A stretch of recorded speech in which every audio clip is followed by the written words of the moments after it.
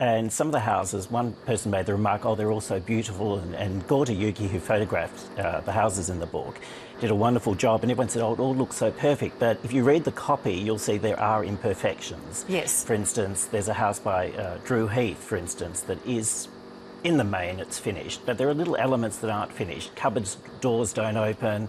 They're all little niggly things. And he said, oh, look, I'll get to it. So, you know, I think that's when you design your own house for yourself. Yes. You put up with those things. What you need is the spouse of the architect to be the client. The spouse going, you know, I need it finished. I need the kids' rooms done. Well, that often is the case. Yes. And they usually prod them a bit. Yes. But then sometimes they always put it on the back burner and they say, look, we'll get to it. It'll be done when it's done. Look, let's look at some of those lovely homes. John Henry has an extraordinary place.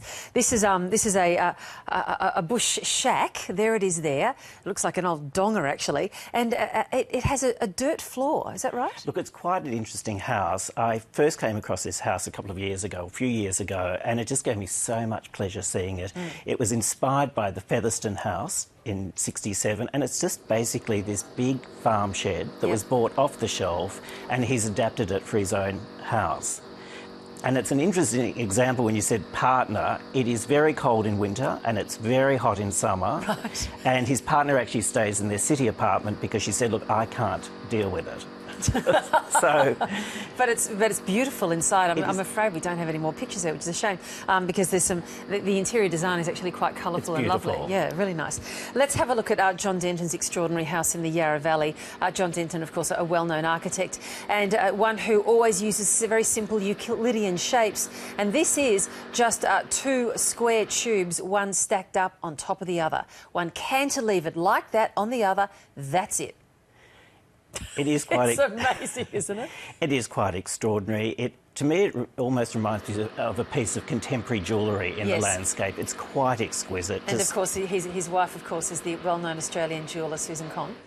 But it's a fascinating property, and it's been photographed in magazines, and I had to have it for the book. It was one of those houses that I felt was a linchpin house. And apparently the neighbours, when they saw it going up, were horrified, and now they're very pleased that they've got a tourist attraction. Yes. It's a landmark. Brings people to the neighbourhood. Let's have a look at Rachel Nolan's home, because this is quite lovely. It's a beach house, and it has that lovely relaxed feel that you would expect of a beach house, but with some beautiful design elements.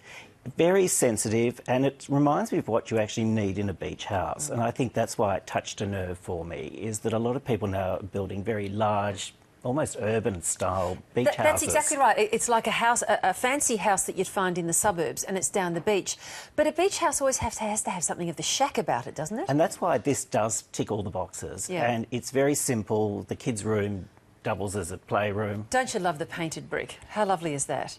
So when you find a house that's got, you know, funny old brick, just either leave it exposed, as you see there, with a porthole window, and paint it over. Well, that's just it's recycled bricks. So she wanted to acknowledge the fact that it is recycled bricks. But it's a lovely house and very simple, and it does remind you of what is a beach house. Stephen, why don't you show us how we can actually live very small? Let's look at Alvaro's house in Surrey Hills in Sydney, a tiny footprint of a block that he had to build in, and it reminds me of the homes that I've seen in downtown Tokyo, where it's just a tiny, tiny little footprint, as you can see there, and you just go up. Look, it's a very clever house. It's called Going Vertical, that's the title. It was actually a car park originally, a small little car park in a very tiny a very small little plot in Surrey Hills in Sydney, and I don't even think he knew what he wanted to do with it when he first purchased the site. But when you go through the spaces and you see back to the city of Sydney, it's just wonderful, and it just shows you what you can actually achieve in a very small block. Let's have a look at Randall Marsh's very beautiful apartment in Port Melbourne, and this is an example of how an aesthetic that the Woodmarsh practice, you know, never really abandons, can be pulled the whole way through a house. Very refined palette, concrete, glass, and really celebrates the view of the bay. but very restrained palette. And so basically it's a very dark, moody interior which basically highlights the water ahead. That's right, a lot of black, as you can see, some dark floors there, and some very, very nice art as well. Let's look at the Phillip Goat house, because this is a funny old place from 1929 that looks to me like it's a great example of benign neglect. Well, it's a lovely house. It's really one of my favourite houses in the book. I'm very fond of this too. It has that very earthy, rustic feel. It probably reminds me a little bit of my own house, and that's why it touches a nerve. But it has these beautiful water-stained walls and ceilings. And I remember pitching this house to a glossy magazine editor years ago, and I said, oh, look, you know, it's just beautiful. It's like an Italian fresco. The walls are just crumbling. And this editor, I won't mention his name, just came back to me and said, Stephen, do you know what this magazine's about? It's about luxury. And I said, well, I actually think this is luxury. It's just a different form of luxury. It's exquisite. And he didn't get it. He didn't get it. But it is very beautiful. And I think that's the idea of the book. It's not about the latest and the brightest and the shiniest. It's about actually how architects live.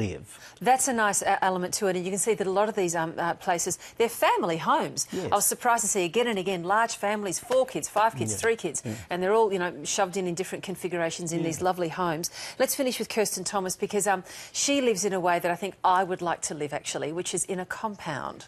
Yes. Look, Kirsten Thompson's one of our leading architects, an extraordinary talent, regularly wins awards, as you would know. And this was done a number of years ago, but it really is designed for her and her family.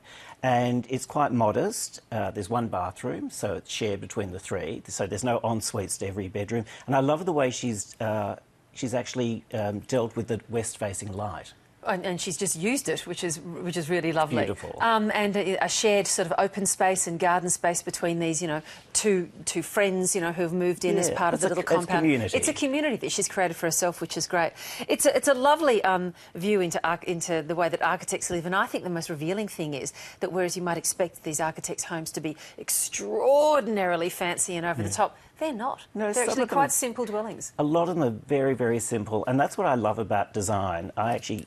I love design, and I take people overseas on design tours. Yeah. And I like to show people the best of the best. And sometimes it's simple. And they're certainly here. Stephen Crafty, it's a beautiful book. Well done. Thanks so much for having me on the show. No, an absolute pleasure. Thank you.